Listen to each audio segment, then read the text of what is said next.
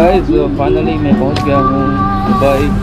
नींद काफ़ी जोरों से आ रही है भाई 2 घंटे सोया सिर्फ एयरक्राफ्ट पे। बाकी अब जा रहा हूँ इमिग्रेशन के लिए। इमिग्रेशन हो गया, सब कुछ हो गया।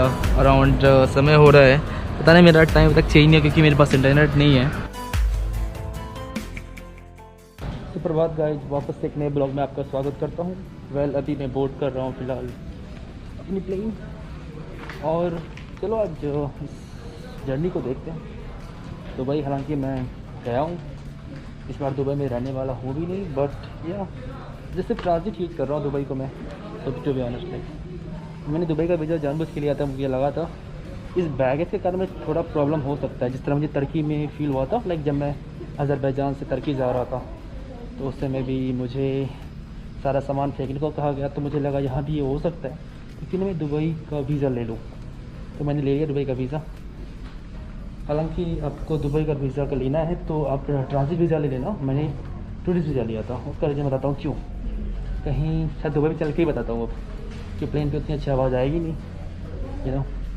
तो या फ़िलहाल यही है मेरा इसकी पासपोर्ट। भाई साहब वापस से ट्रैवल के मूड में, तो फटाफट चलता है।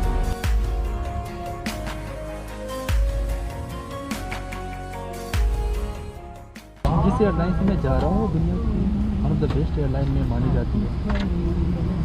ये मेरा कहना नहीं है, काफ़ी लोग कहते हैं और काफ़ी सारी वेबसाइट इनको बोलती भी हैं। फिलहाल मैं हूँ अभी इमिरेट्स में और मैं फ़्लाइट कर रहा हूँ दिल्ली से दुबई।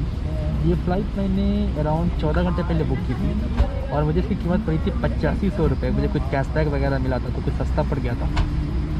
या सो ये है अभी भाई साहब कुछ लाइक सुनने के लिए। हालांकि मेरे पास मेरा फ़ोन है और मेरे फ़ोन में काफ़ी सारी मूवीज़ हैं, तो मैं अपने फ़ोन में ही मूवीज़ देखूँगा। सही है ये, क्योंकि जो मेरा ये ईयरफोन है काफ़ी काम का है भाई अभी, क्योंकि ये जो नॉइज़ कैंसिलेशन काफ़ी शानदार करता है, मुझे कुछ सुनाई नहीं पड़ता।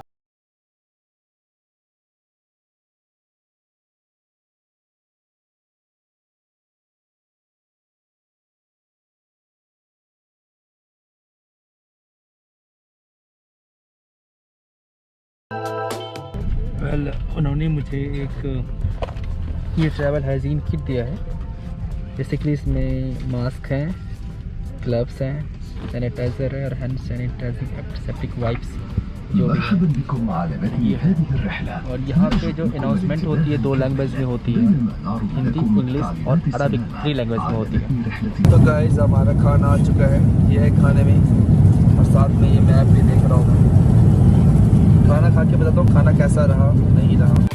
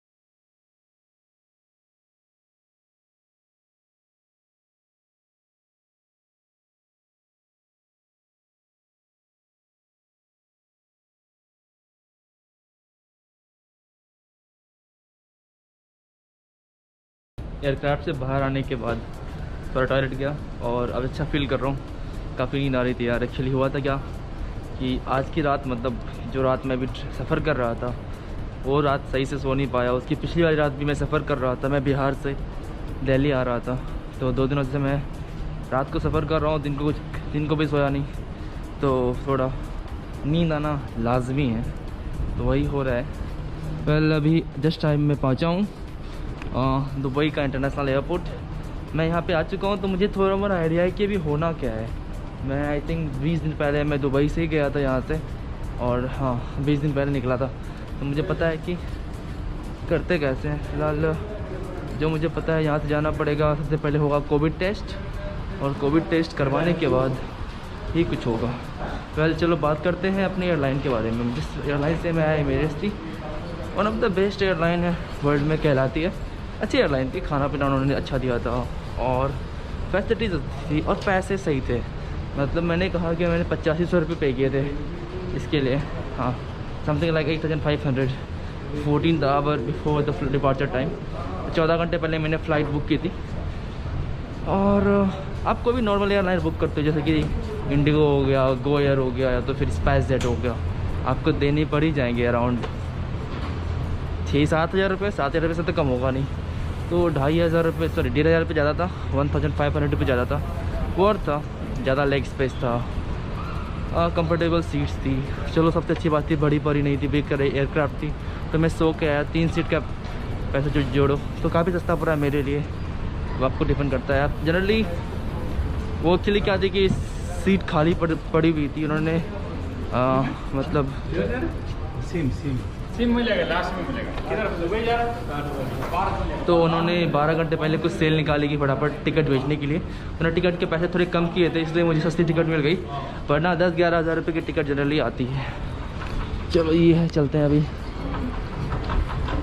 मुझे जिससे जाना है सबसे पहले मैं साइन पढ़ते जा रहा हूँ, आप वहाँ पे साइन लिखा रहता है, आप पढ़ते जाओ, कोई बड़ी बात नहीं है। सबसे पहले जो अभी होना है वो कोविड टेस्ट होगा। कोविड टेस्ट करवाने के बाद इमिग्रेशन के बाद वेलकम टू दुबई की तरफ जाऊँगा। अभी मेट्रो यूज़ करूँगा, और चल रहा होगा तो वरना टैक्सी ही लेना पड़ेगा। जब लाइन में लग के यहाँ पर आया तो एक वापस एक लंबी लाइन लगी हुई है भाई, काफ़ी लंबी लाइन है। आई थिंक कोविड टेस्ट वाला ही लाइन है ये, इतना मुझे लग रहा है। पिछली बार जो आया था वो समय काफ़ी फास्ट हो गया था। आई थिंक अभी कुछ ज़्यादा ही पैसेंजर आए हुए हैं, तो थोड़ा टाइम लगेगा इस बार हो सके तो ये है लाइन भाई, लोग बड़े पड़े हुए हैं। मेरे पीछे भाई साहब रशियन है, मैं समझ पा रहा हूँ जो बोल रहे हैं वो, थोड़ी मोड़ी आती है मुझे रशियन। इसके बाद यहाँ से इराक के बाद मुझे वहाँ ही जाना है, यूक्रेन ही जाना है घूमने के लिए। देखता हूँ कैसा रहता है। लगभग आधे घंटे से लाइन पे खड़ा हूँ, कोविड टेस्ट के लाइन। पिछली बार जब आया था तो ये लाइन काफ़ी छोटी थी, बहुत जल्दी काम हो गया था। इस बार काफ़ी टाइम लग गए। अभी टाइम हो रहा है 7:55। यहाँ पर मैं 7:25 पे आ गया था, मतलब आधे घंटे से खड़ा हूँ। और यहाँ से मैं उधर से चलते यहाँ पर आया हूँ। जिस तरह बोर्डिंग टाइम हुआ था ना, वही हाल है अभी भी। बोर्डिंग में भी मुझे लग गए थे अराउंड 45 मिनट के आसपास। तो लेट फ्लाइट रिपोर्ट करने का घाटा एक ये हो रहा है कि लाइन लंबी हो जाती है, क्योंकि जो लोग पहले निकलते हैं वो लाइन में आके पहले लग जाते हैं। सही है। कल यहाँ पे हो रहा है कोविड टेस्ट। नहीं, एक्चुअली यहाँ पे आपको वो मिलता है कोविड टेस्ट, उधर किधर होता है। मैंने पिछली बार करवाया था तो वही याद है। जब आप उस लाइन में लगते हो तो आपसे बोर्डिंग पास, आपका पासपोर्ट मांगा जाएगा और आपका PCR देखा जाएगा। वो सब क्लियर होने के बाद आपको एक किट मिलेगा। उस किट को लेके जाना है सामने वाले काउंटर के पास, और वहाँ पे आपका कोविड टेस्ट होगा। यहाँ से लाइन लग के इधर जाना है। तो मैं चल रहा हूँ अभी फ़िलहाल उसी तरफ।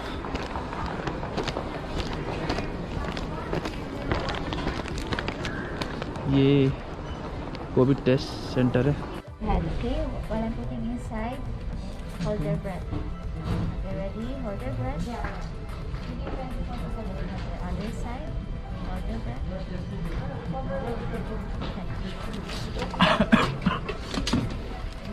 सही था यार, काफ़ी जल्दी कर दिया। तो क्या, can I take my passport? Thank you very much भाई साहब। नाक में कुछ ज़्यादा ही घुसा दिया भाई बहन जी ने यार। कोविड वाली सारी क्राइटेरिया पूरा करने में मुझे ऑलमोस्ट 1 घंटे लग गया, और मैं उसके बाद बाहर आया हूँ। अभी इमिग्रेशन हुआ नहीं है, इमिग्रेशन होना है। उसके बाद आई डोंट थिंक कि सिक्योरिटी वगैरह यहाँ पे होगी, मुझे नहीं पता, मैं भूल गया। पिछली बार आया था लेकिन भूल गया। अब जाता हूँ डायरेक्टली इमिग्रेशन में। आई थिंक हाँ, इमिग्रेशन डायरेक्टली अभी है, और वहीं से आपसे बात करता हूँ। इमिग्रेशन क्लियर करने के बाद काफ़ी फास्ट यहाँ का इमिग्रेशन रहता है। इस तरह मेरा लास्ट एक्सपीरियंस था, आपको ये एक्सपीरियंस भी शेयर करूँगा एक बार मैं इमिग्रेशन पहुँच जाऊँ। तो ये कनेक्शन है, अराइवल्स है, अराइवल्स। इस तरह बैगेज जहाँ पे क्लेम करना है वहीं पे आपको हर चीज़ मिलेगी। चलो इस रास्ते से चलते हैं, आसानी होगी। ऐसा दिख रहा भाई यहाँ पे अभी कुछ एयरपोर्ट। दुबई का एयरपोर्ट उतना भी बड़ा नहीं है, मतलब जब मैं कतार गया था, कतार का एयरपोर्ट मुझे बेटर लगा, आई मीन दोहा वाला, यहाँ के मुकाबले। वेल चलो,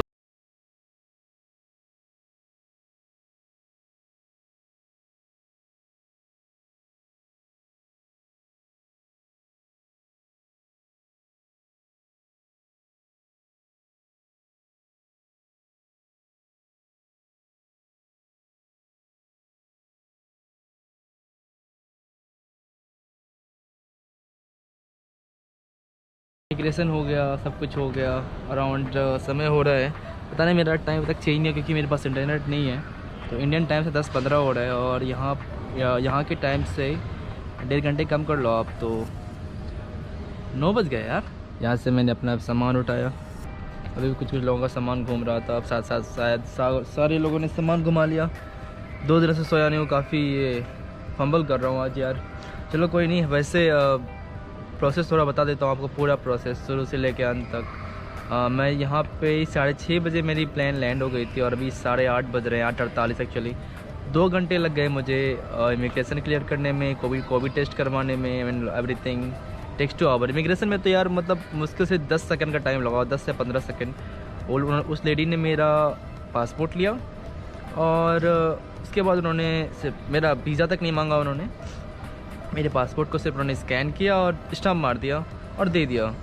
नो अदर क्वेश्चन आस्क। उन्होंने सिर्फ कहा मास्क हटा लो, तो मैंने मास्क हटा लिया, दैट्स इट। उसके अलावा उन्होंने कोई सवाल जवाब कुछ नहीं किया, कोई फ़्लाइट टिकट, कोई होटल बुकिंग के बारे में कुछ नहीं पूछा। और सच कहूँ तो एकदम बिल्कुल 10 सेकंड का मामला था ये। लेकिन जो लाइन थी ना काफ़ी लंबी थी, इसलिए मतलब मैं अराउंड 25 मिनट से 30 मिनट वेट कर रहा था इमिग्रेशन वाले लाइन में, और अराउंड 40 से 50 मिनट कोविड टेस्ट वाली लाइन में। साथ साथ मेरा कोविड टेस्ट वगैरह भी हुआ।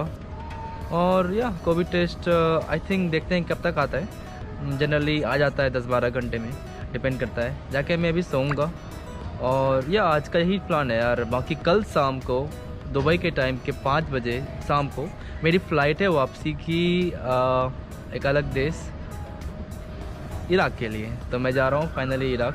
यहाँ उन्होंने मुझसे कोई नहीं पूछा कि यहाँ कहाँ जा रहे हो, उसके बाद कहाँ जा रहे हो। इमिग्रेशन ऑफिसर वाले ने कुछ नहीं पूछा यार।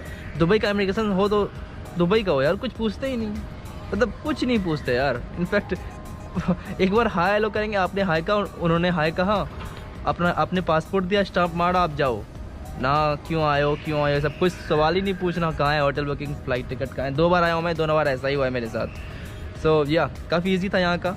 और एमिरेट्स के बारे में बात कर दूँ तो अच्छी एयरलाइन थी, ठीक ठाक एयरलाइन थी, बजट तो नहीं थी, लेकिन फ़्लाइट मुझे जो सस्ते में मिल गया। अगर आपको 10,000 तक में एमिरेट्स की फ़्लाइट मिल जाती है तो आप ले सकते हो, क्योंकि जो नॉर्मल फ़्लाइट होती है इंडिगो वगैरह की, वो भी 7,000-6,000 की से कम की आती नहीं है आज के रेट में। इंडिगो या हो गया तो गो एयर हो गई, या तो सम बजट एयरलाइन होती है, वो भी नहीं आती।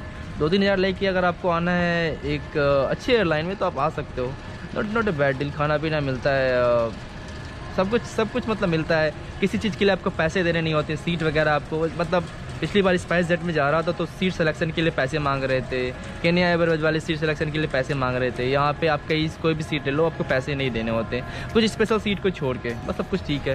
अब चलता हूँ अपने होस्ट के घर।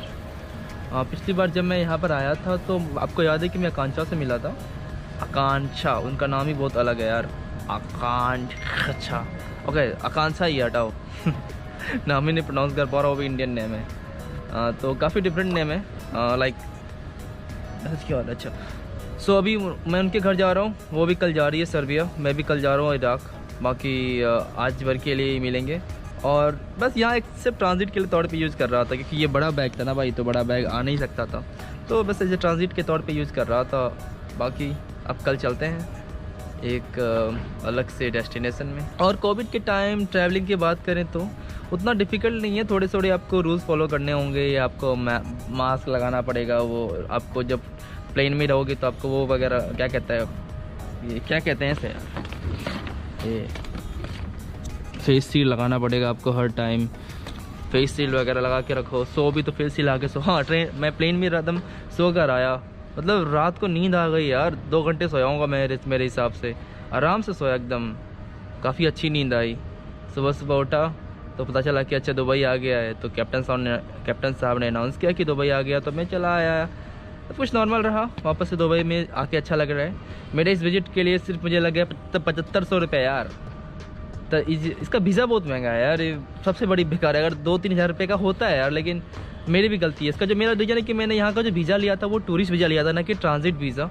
उसका जो मेन रीज़न था कि मैंने ट्रांजिट वीज़ा के लिए आपको जो इंपॉर्टेंट है वो आपको होती है फ़्लाइट टिकट, पहले आपको बुक करानी होती है। तो मैंने फ़्लाइट टिकट मैंने खुद कहा कि मैंने कल बुक कराई है। और टूरिस्ट वीज़ा के लिए फ़्लाइट टिकट की कोई ज़रूरत नहीं होती है। हालांकि यहाँ का इनका वीज़ा में एक एजेंट, आपको एजेंट से ही मिलेगा इसका वीज़ा, दुबई का वीज़ा। दुबई का वीज़ा के लिए आपको ज़्यादा कुछ नहीं चाहिए होता। डॉक्यूमेंट्स बता देता हूँ क्या क्या लगेगा आपको। पैन कार्ड लगता है, पासपोर्ट का लगता है, and PAN card, passport, and that's it I guess. या PAN card, passport and 1 photograph. और आपको पे करने होते हैं, अलग अलग एजेंट के अलग अलग फ़ी होते हैं। जनरली कम से कम आपको 6 से 7 हज़ार रुपये कम से कम पे करने पड़ेंगे। मैंने पे किया था 7500 रुपये। और इस बार वापस से दुबई आऊँगा तो इस बार लूँगा ट्रांजिट वीज़ा, क्योंकि मेरे पास ऑलरेडी फ़्लाइट टिकट रहेगा। अगर आपके पास ऑलरेडी फ़्लाइट टिकट है और आप दुबई सिर्फ 4 दिनों के लिए आ रहे हो, 4 दिनों से कम के लिए आ रहे हो, अगर 4 दिनों से ज़्यादा के लिए आ रहे हो तो आपको टूरिस्ट वीज़ा लेके आना पड़ेगा। बट अगर आप दुबई 4 दिनों के लिए आ रहे हो तो एक 2000 रुपये का वीज़ा आता है, वो है ट्रांजिट वीज़ा। वो भी भाई बहुत महंगा है यार, बहुत महंगा है। तो वो वीज़ा आप चाहो तो ले सकते हो।